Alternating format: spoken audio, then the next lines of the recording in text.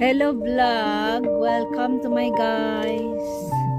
Ay, kanina pa kami dito nakaupo. Kasi bigla ko na lang naisipan na ipa-trial tong dalawa kong anak dito sa Santo. Jiu-jitsu daw ito. Alam nyo naman ang mga anak ko, 3 lalaki.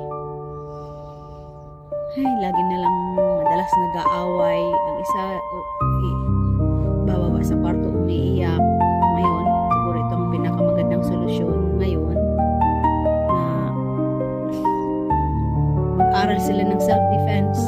Tapos, gamitin nila, yun lang. Medyo taas ang bulsa mo dito.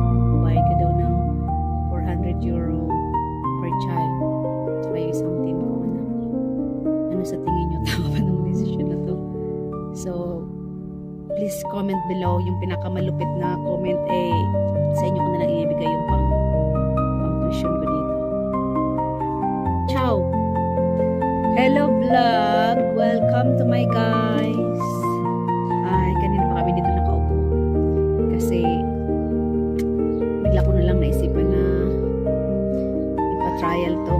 ipa-trial tong dalawa kong anak dito sa Santo. Jiu-jitsu daw ito.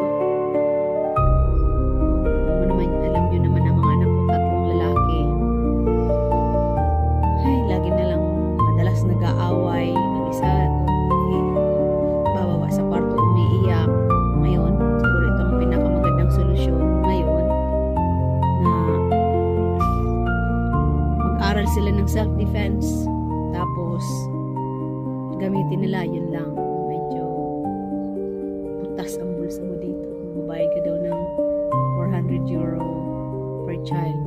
Tsaka yung isang team ko, anak. Ano sa tingin nyo? Tama ba ng decision na to? So, please comment below. Yung pinakamalupit na comment, sa inyo ko na lang ibigay yung pang tuition ko dito. Ciao! Hello vlog! Welcome to my guys! Ay, kanina pa kami dito nakaupo.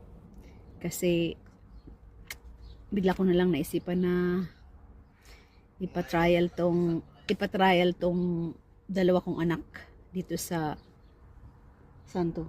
Jiu-jitsu daw ito. Alam nyo naman ang mga anak ko, 3 lalaki.